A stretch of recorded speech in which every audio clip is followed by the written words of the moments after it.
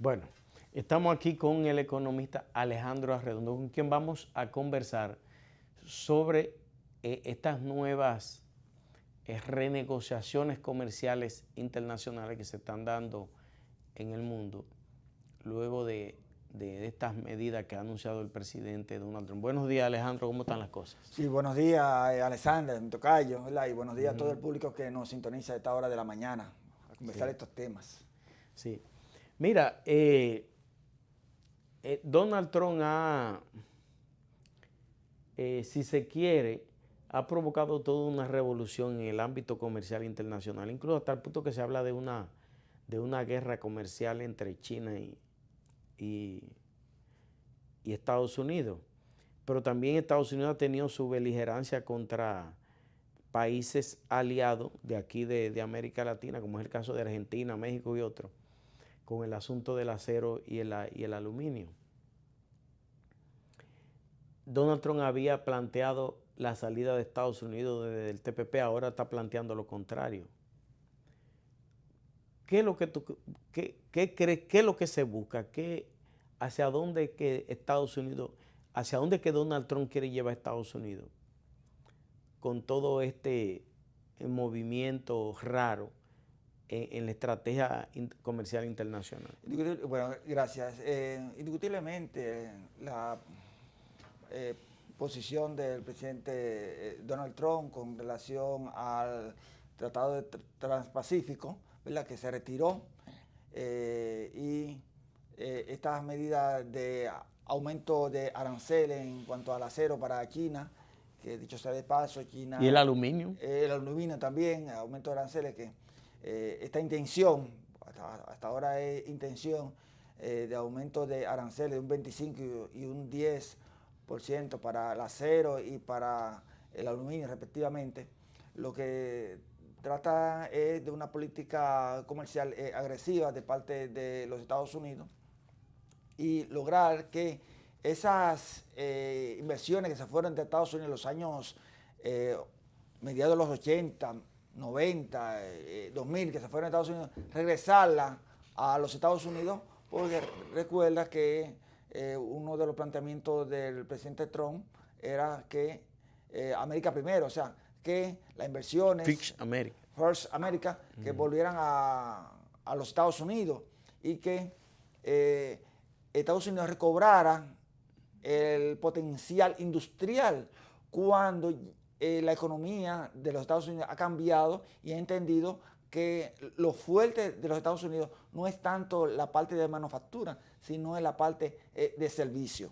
Ya con la explosión de los .com, o sea, de las tecnológicas a mediados de los 90, esas inversiones de manufactura, estamos hablando de automóviles, que Detroit, que era el estado de mayor producción de automóviles, se fueron ya para los países asiáticos, para México, y que lo que se iba a concentrar en Estados Unidos, donde tiene ventaja competitiva, es en la parte de tecnológica, o sea, creación de tecnología para vendérsela al mundo. Y con esto...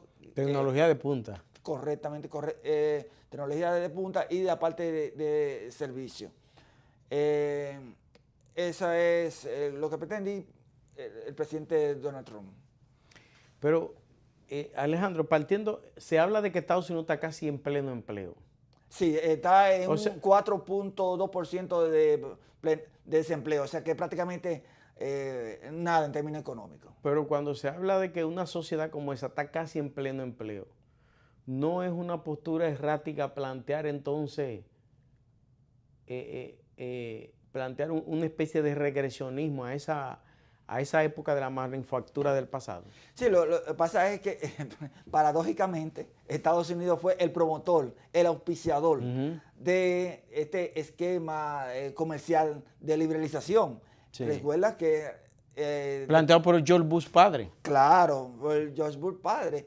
Pero si nos vamos un poco más hacia atrás, luego de la Segunda Guerra Mundial, con los acuerdos de Bretton Woods, ¿verdad?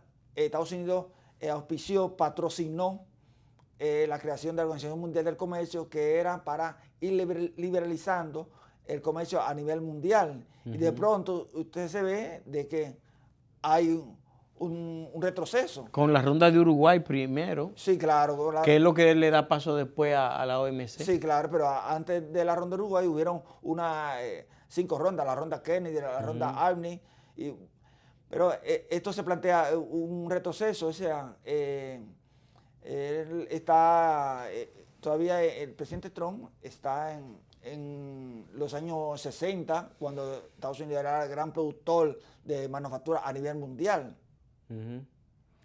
O sea que Donald Trump se da cuenta que Estados Unidos trascendió a la gran industria, a la industria de la alta tecnología. Sí, porque fíjate, con este proceso de deslocalización, que es como se le ha llamado, a cuando inversionistas de Estados Unidos se van a los países asiáticos, hacia América, ¿buscando qué? Buscando mano de obra barata, ¿verdad? Pero cuando se establecen en esos países, ya sea en Vietnam, que tuvo guerra con Vietnam, en China, una China comunista, el sistema económico es capitalista, pero el sistema político es comunista. Cuando se va a Corea, cuando se va a Taiwán, a los grandes tigres asiáticos, son inversionistas norteamericanos que se establecen en esos países, generan riqueza y esas riquezas son repatriadas hacia los Estados Unidos. Él solamente lo está viendo de una sola forma, y es en cuanto al déficit comercial de mercancía. A pesar que él es parte de esa estructura. Sí, claro, claro. Porque él tiene hoteles hasta en Rusia y creo que en Azerbaiyán, por ahí. Sí, sí. Y aquí mismo hay un proyecto de construcción de hoteles, o sea, el de la economía de servicio. Bueno, entonces, este impasse que se ha dado, yo creo que es más bien un tema de negociación con China, en el caso específico con China, porque China le ha inundado el mercado norteamericano de mercancía, y tiene un déficit que ronda los 375 mil millones de dólares, ¿verdad? O sea que por cada dólar que exporta Estados Unidos importa alrededor de 3.89, 4 dólares. O sea que esa diferencia la quiere reducir para que sea parejo, pero esa es la parte que tiene que ver con los aranceles. Pero también hay otra parte con la cual Estados Unidos se ha estado quejando con el gobierno chino, y es que los inversionistas que se van a China, específicamente a China, tienen que dejar una parte de transferencia tecnológica a China. El gobierno chino le obliga a ellos dejar una parte de la transferencia tecnológica que se establecen allá. O sea, en economía eso se llama requisito de desempeño. O sea, yo te acepto a ti, tiene esta mano de obra barata, tiene estos incentivos fiscales, pero parte de esa tecnología, de esa inteligencia, me la tiene que dejar para yo reproducirla. Y por eso tú ves que los chinos entonces están produciendo ellos mismos tecnología que en el caso de las telecomunicaciones y de los smartphones son unos líderes. O sea, de allá están saliendo grandes compañías chinas. Entonces Estados Unidos, con el asunto de la sección 301, que es violación a los derechos de propiedad intelectual, se ha estado quejando y ya le ha puesto, esta es la segunda fase de esa inminente guerra comercial que tiene con China. Yo pienso que en parte las presiones que está haciendo Donald Trump obedecen por ahí a frenar de algún modo la violación de los derechos de autor o de los derechos industriales en China. Porque China coge, por ejemplo, un iPhone, hace una réplica de menor calidad, pero una réplica al fin, y entonces la distribuye para adelante. Entonces me parece porque decía un funcionario, no recuerdo, de ahí de Estados Unidos, que la presión de Donald Trump va a obligar a China a ceder en cuanto a la violación a los derechos de autor. Es así. Recuerda que Donald Trump, ya sea que él lo haya escrito o que se haya escrito, tiene un libro que se llama El Negociador. O sea, él pretende ¿verdad?, que postura dura con China, China baje un poco el tono, por decirlo así, y haya un equilibrio en cuanto a las relaciones comerciales entre China y Estados Unidos. O sea que Donald Trump pretende hacer eso. Mira, se ha hablado, Alejandro, de que esa estrategia de Donald Trump podría encarecer los bienes de exportación de Estados Unidos. Sí, claro. Porque, por ejemplo, en México se ensamblan vehículos. Sí. Las piezas las hacen en Estados Unidos. Pero en México la mano de obra es mucho más baja que en Estados Unidos. A la hora y punto en que esos vehículos, además de la pieza, también se ensamblan en Estados Unidos, eso va a tener una repercusión en el costo. Y entonces eso va porque Estados Unidos tiene una mano de obra muy calificada y por lo tanto muy cara. Sí. Y entonces eso va a encarecer los bienes de exportación de Estados Unidos.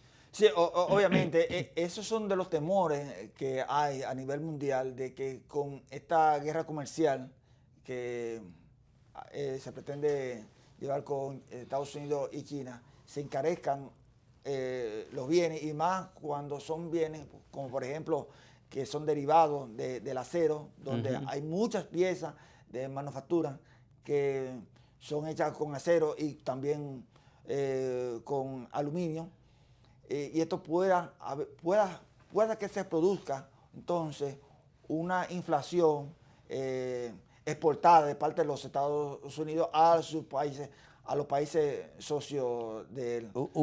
Que algunos plantean una inflación que pudiera derivar también en recesión. Claro, claro, porque Donald Trump en su tweet que envió, él dice que las guerras son buenas y se ganan fácil. Y se ganan fácil. Bueno, veremos esa perspectiva, ¿verdad? De que son buenas y se ganan fácil. Lo que pasa es que recordemos, y realmente nos tenemos que referir a la historia. Cuando hubo el crack del año 1929, los países comenzaron a aumentar las aranceles. Y Estados Unidos, con la ley de reactivación nacional de dos senadores republicanos precisamente, Smoot Hamilton, aumentaron los aranceles de alrededor de unos 900 productos.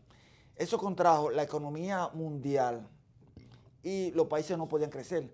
Lo que se teme es, y así lo ha demostrado, hasta el FMI ha advertido eso. Claro, el FMI en su reunión de primavera ahora ha expresado esos temores de que haya una gran recesión por este asunto de los aumentos que se puedan producir. Una especie de estanflación. Sí, claro. Entonces, que se pueda producir una contracción en el comercio, y eso no nos beneficia a nosotros los países pequeños como República Dominicana, aunque podríamos encontrar oportunidades que dentro de esta guerra comercial, ¿verdad?, que hasta ahora, visto así, en el plano inmediato, no afecta, pero sí hay que tener, monitorearla, darle seguimiento, de manera que nosotros está advertido de por dónde van las tendencias mundiales, y en específico de este impasse que se está produciendo con Estados Unidos y China. Tú decías hace un momento de eso de la inflación, sí, en el 29, pero esa sí, del estancamiento en el año 1929, que fue la crisis. Pero fue por un proceso parecido al que está viviendo. Lo que provocó la Gran Depresión del 29 fue un proceso parecido al que se está viviendo. Sí, porque aumentaron los aranceles de manera extraordinaria. O sea, fueron 900 productos que se aumentaron los aranceles. Y además... o sea que no es tan fácil de ganar la guerra comercial. Bueno, desde la perspectiva del presidente Donald Trump es fácil, ¿vale? Desde la perspectiva de muchos economistas, académicos, no sería tan fácil. Sí, de ganar una guerra, porque a nadie le conviene una guerra. Y una guerra comercial, la principal víctima son los consumidores. Los consumidores. Son los consumidores. Porque a ellos se les carga el aumento de los aranceles, o sea, de los impuestos que se pagan en las aduanas. y por vía de consecuencia un país como la República Dominicana, que vive de los servicios, sería duramente aplastado por una guerra comercial de ese nivel. Sí, reitero, hay que mantener el monitoreo, el seguimiento. Porque la gente no tendría capacidad para ahorro, y como no tendría capacidad para ahorro, no podría hacer turismo y esas cosas. Claro. Pero tampoco las remesas bajarían también. Sí, claro. El asunto de la zona franca cerrarían muchas, porque eso, o sea, estos países, una guerra comercial de ese nivel le daría muy duro. Sí, por eso digo que debemos ir dándole seguimiento, monitoreando esta situación, de manera que se puedan tomar las medidas en materia de políticas públicas, en materia de política económica, que no nos sorprendan a nosotros como país, y también encontrar oportunidades que se pueden producir. Porque ahora dicen que de la crisis se sacan grandes oportunidades. Ojalá que sea verdad. Sí. Ahora, Alejandro, ¿por qué tú crees que Donald Trump está echando para atrás después de haber anunciado con bombos y platillos la separación de Estados Unidos del TPP, del tratado, que es un tratado comercial con todos los países de la cuenca del Pacífico? ¿Por qué tú crees que Donald Trump ha echado para atrás? Sí, aquí hay un elemento no tanto, hay un elemento económico, pero también un elemento político. A Estados Unidos, porque esto es un juego del ajedrez, de la geopolítica. A Estados Unidos echar hacia atrás, como dices, China entonces va a coparle esos mercados. Lo está haciendo. Claro, lo está haciendo, pero ahora con mayor ímpetu. Recuerda que la economía china se está expandiendo por todo el mundo, ¿verdad? Además de que ellos por sí mismos son un mercado, se están expandiendo al mundo. Se están expandiendo, están llegando a África. Recordemos que hace 2 semanas aquí hubo una primera inversión china de manufactura, que ya no es producción de perfiles de aluminio. Y Estados Unidos está viendo esa jugada de que los chinos, de que China, ¿verdad?, le está dejando el campo abierto para esos mercados. Estamos hablando de Japón, países de Asia, Japón, Indonesia, Vietnam, y que están aumentando países que tienen ya un alto consumo a nivel nacional. De manera que es una jugada política que él se ha dado cuenta que sus asesores le han dicho, miren, parece ser que eso no es conveniente. No es conveniente. Aunque a nosotros nos convino de que él saliera del Tratado Transpacífico, porque a nosotros nos iba a afectar en una parte que tiene que ver con la regla de origen en materia textil, que las que ellos habían negociado eran más flexibles que las que nosotros tenemos en el DERECAFTA.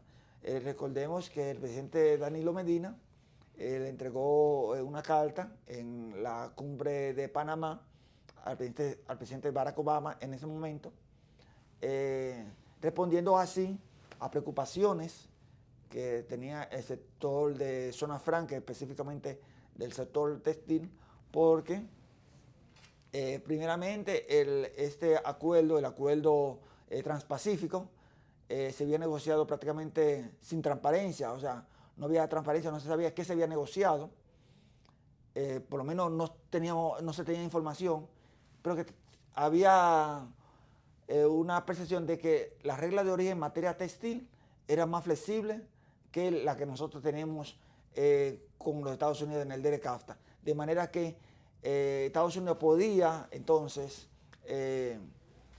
importar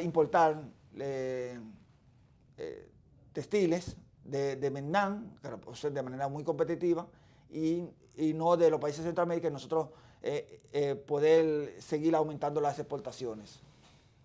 Pero, ¿por qué Donald Trump tiene esa beligerancia contra México y el DERECAFTA?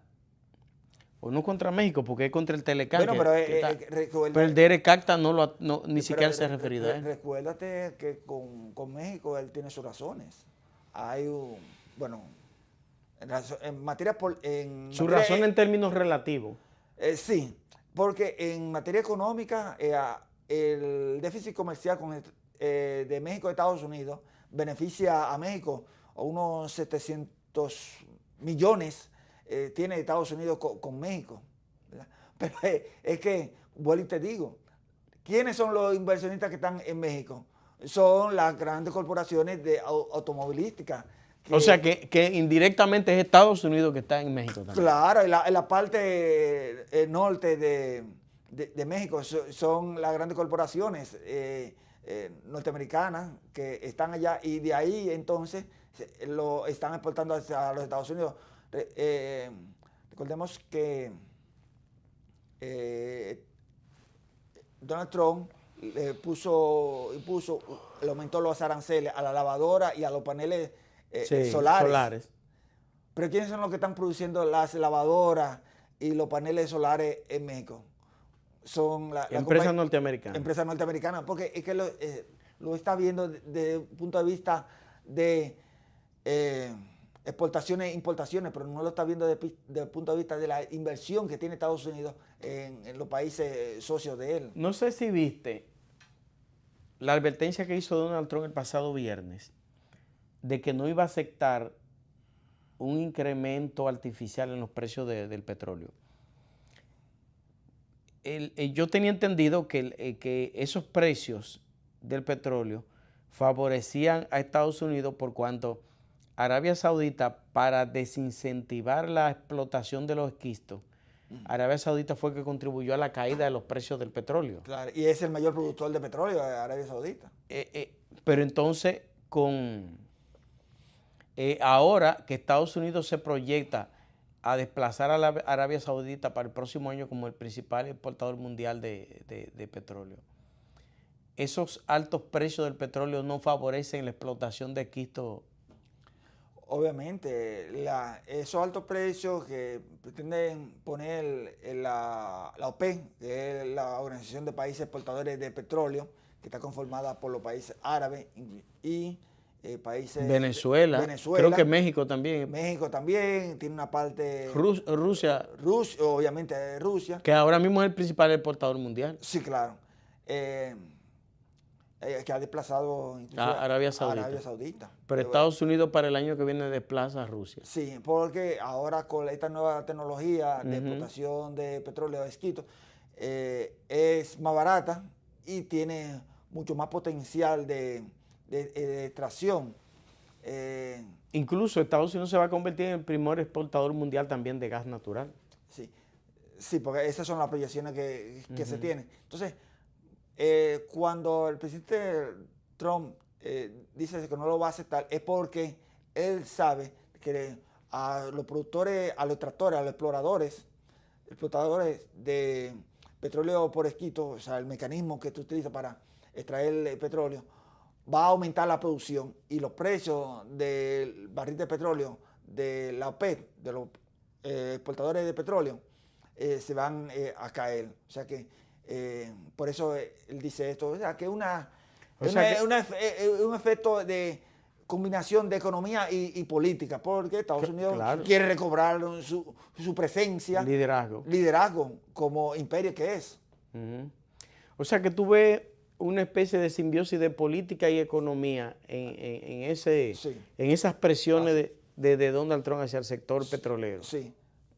Lo cual está creando una cierta incertidumbre a nivel mundial, que no es raro. O sea, cuando asumió la presidencia, muchos analistas dijeron, y así se está comprobando, de que iban a ser tiempos de mucha incertidumbre, porque siempre va a haber muchos frentes abiertos de parte de los Estados Unidos. Tiene frentes abiertos internamente, y tiene frentes abiertos a nivel externo, ya sea en materia bélica, en materia económica y en materia política también. Eso me estoy refiriendo al presidente Donald Trump. ¿Tú crees entonces, pero así una observación a vuelo de pájaro, piensa que esa guerra comercial será posible o tú crees que eso no va, que que no va a pasar de la presión, que eso no va a No, llegar ahí. yo no creo, porque a China no le conviene. Además, China está retrocediendo ciertamente. A China no le conviene, aunque dijo que va a poner medidas de retorsión contra 106 productos, a China no le conviene. A China, ellos entendido que la conquista de los mercados no es de un día para otro. Si hay algo que tienen en la cultura de los asiáticos, de los orientales, es la paciencia. Y ellos no les importa ahora mismo que conquistar el mercado, sino poco a poco irlo conquistando. Y yo creo que China va a ceder a estas presiones para su conveniencia, porque de ninguna manera le gustaría que el comercio a nivel mundial se contraiga, lo cual lo va a afectar a ellos también, porque China se ha convertido en el mayor productor, mayor exportador del mundo, y una contracción del comercio lo afectaría a ellos, y más cuando ellos están en un proceso de expansión de su economía. Ahora se va a celebrar, dentro de unos meses, se va a celebrar el Congreso del Partido Comunista Chino, y eso va a ser la nueva estrategia para los próximos 20 años. Y en junio habrá el examen de política comercial de China, en donde ellos se van a presentar a la Organización Mundial del Comercio y van a decir cuáles han sido sus políticas comerciales que han aplicado durante estos últimos 2 años. De manera que se le ha acusado a China de prácticas desleales en el comercio, dumping, en la parte de acero, porque ellos han tenido una sobreproducción de acero y están exportando acero hacia todo el mundo. Aquí en República Dominicana se le han impuesto medidas antidumping al acero chino en el caso de la varilla. En enero del año pasado se le impuso una medida. Sí, porque es mucho más barato traerla de China. Claro. Y Costa Rica se quejó ante la Organización Mundial del Comercio porque hubo un aumento súbito de importaciones de acero, específicamente de varilla china. Y así está sucediendo en todo el mundo. El acero, porque ellos están produciendo acero en grandes cantidades, pero que además están siendo subsidiadas. Las empresas chinas, que son empresas del Estado, están siendo mixtas. Sí, o mixtas, están siendo subsidiadas, ¿verdad? Y por eso quieren copar a precios artificiales los mercados del acero a nivel mundial y de los metales, obviamente. Y esas sanciones de Estados Unidos a Rusia y el mismo conflicto de Gran Bretaña con Rusia. Bueno, esperemos a ver cómo se manifiesta eso en términos de relaciones internacionales, ¿verdad? Para la prensa se da de que hay una tensión entre Estados Unidos y Rusia, pero recuerde que hay el informe Comey, que es del agente que permitió que los archivos que se tenían de Facebook beneficiaran a la candidatura de Donald Trump y que hubieron manos rusas que permitieron este asunto. O sea que toda esta maraña de la geopolítica, de las relaciones internacionales, se entrecruzan y Donald Trump, este es uno de los frentes fuertes porque Gran Bretaña es uno de los aliados principales en Europa que tiene Estados Unidos. Si Estados Unidos entra como se piensa el próximo año a exportar petróleo al mundo, ¿qué va a pasar?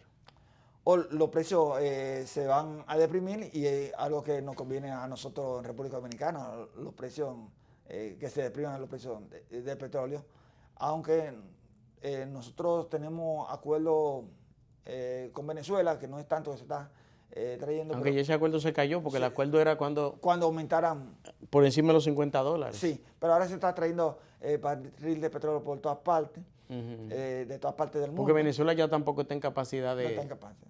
de producir tanto petróleo. Sí, Venezuela cayó creo que a 800,000 barriles diarios. Sí, y ha cerrado varias refinerías por la misma crisis que tiene. Una reducción de los precios del petróleo. Recordemos que el precio del petróleo es un precio clave en la economía porque tiene un efecto multiplicador en las economías de los países, lo que se va a ver una reducción de precios en los artículos que consumen los ciudadanos de los países socios. Alejandro, muchas gracias. De nada. Hemos tenido una excelente conversación. Por eso te mandé a invitar, porque hacía varios días quería que conversáramos. De hecho, lo habíamos conversado. Sí, claro. Quería que conversáramos sobre estas políticas comerciales que están bordeando el mundo. Así que muchas gracias. No, a la orden siempre, Alexander. Con ustedes será hasta mañana. Junto a nuestra compañera Lindsay Casajara, estaremos con ustedes mañana a partir de las 8 de la mañana. Agradecido de que hoy hayan compartido con nosotros esta hora y media. Hasta mañana.